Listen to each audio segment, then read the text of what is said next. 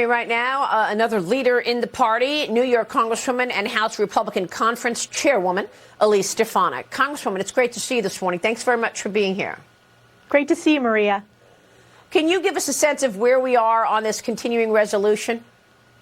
Well, we're continuing conversations with members all across the House Republican Conference, and I think what the Speaker pointed out is this was a negotiated language between the House Freedom Caucus as well as the House Main Street Partnership. So what are known as the more centrist Republicans with the very conservative part of our conference. And I think it is a step forward in the right direction. And the important part of the CR is it also includes important policy riders related to securing the border. And I will tell you, Maria, that is a catastrophe no matter where you are, not just in southern border states like Texas, but my home state like New York. So we're going to continue those conversations, and ultimately the CR will be a 30-day government funding extension, but importantly, it allows us to continue our work on the appropriations process.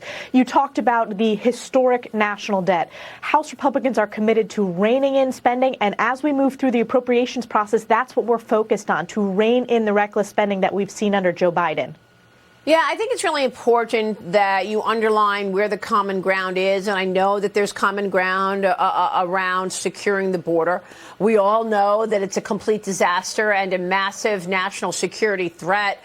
But what happens after 30 days? Let's say you get those few people who are against Nancy Pelosi's continuation of spending, and you get them to agree that the border is, predominantly the issue right now and agree to it. What happens after 30 days? Well, in order to move through the appropriations process, that gives us more time. Our Appropriations Committee has passed out good, strong conservative bills. We want to bring those to the floor, whether it's DOD appropriations, which is important to fully fund our national security, whether it's our Homeland Security appropriations, which is critically important given this crisis at the border, given the importance of supporting our Border Patrol and Customs and Border officers.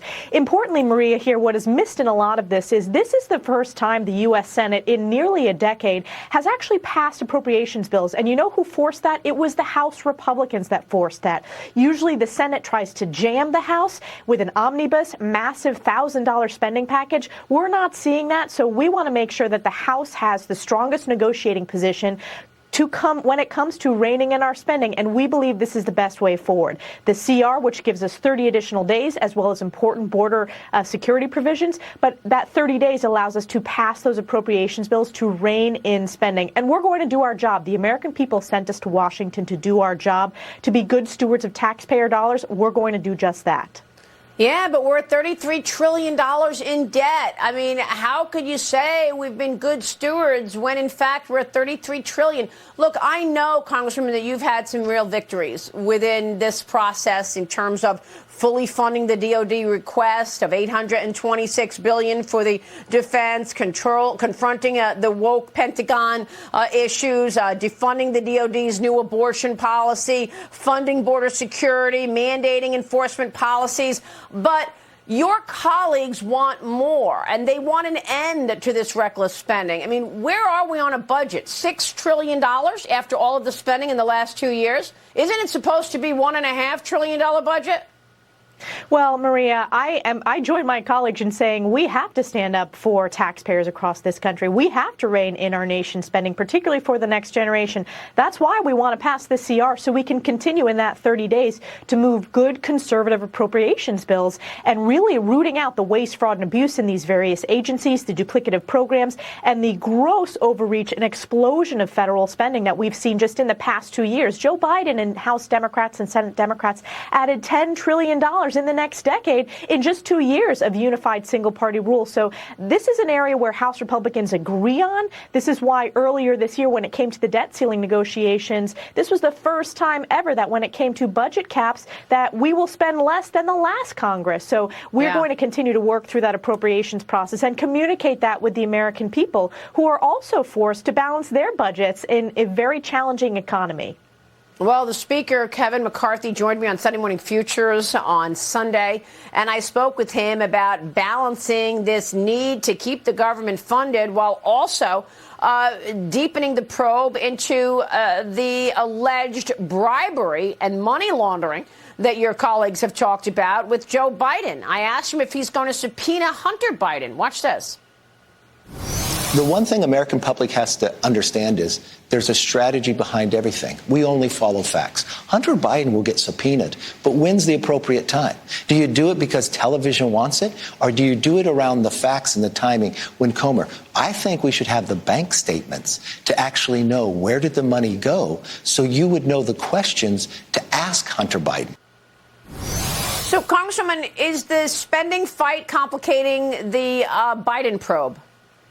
No, we have to be able to do multiple things at the same time. I sit on multiple committees, and we know how to address multiple crises. I think the weaponization of the federal government and this really fundamental sense across America that there are two sets of rules. If your last name is Biden or Clinton, you get to live by a different set of rules. And House Republicans are going to follow the facts wherever they may lead. And that's why this impeachment inquiry step is so important. It ensures that constitutionally, Congress is at the apex of our power, so we can follow indeed the facts wherever they may lead.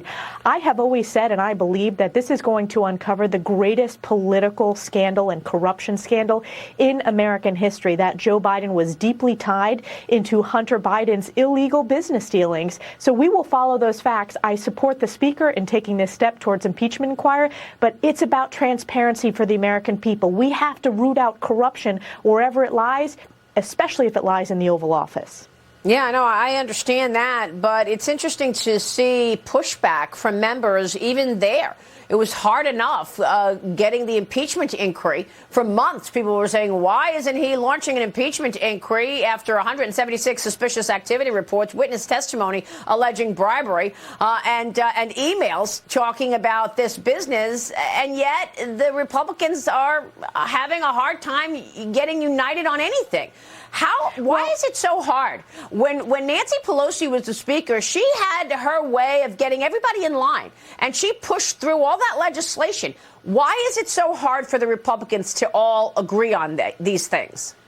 Well, we have a very large conference, and I will tell you, Maria, since the start of this year till now, there are more and more Republican members who supported this step of taking the impeachment inquiry to the next level. And the reason for that is House Republicans have uncovered whether it's the 20-plus LLCs that went to Biden family members, whether it was the over $20 million that flowed into Biden family personal coffers while Joe Biden was vice president. And that money, of course, came from countries like China, like Romania, like Kazakhstan, like Ukraine. There are very, very important questions that need to be asked about bribery as well as high crimes and misdemeanors. And you're seeing more and more Republicans want to focus on the transparency and facts. So we're going to continue to do our oversight work.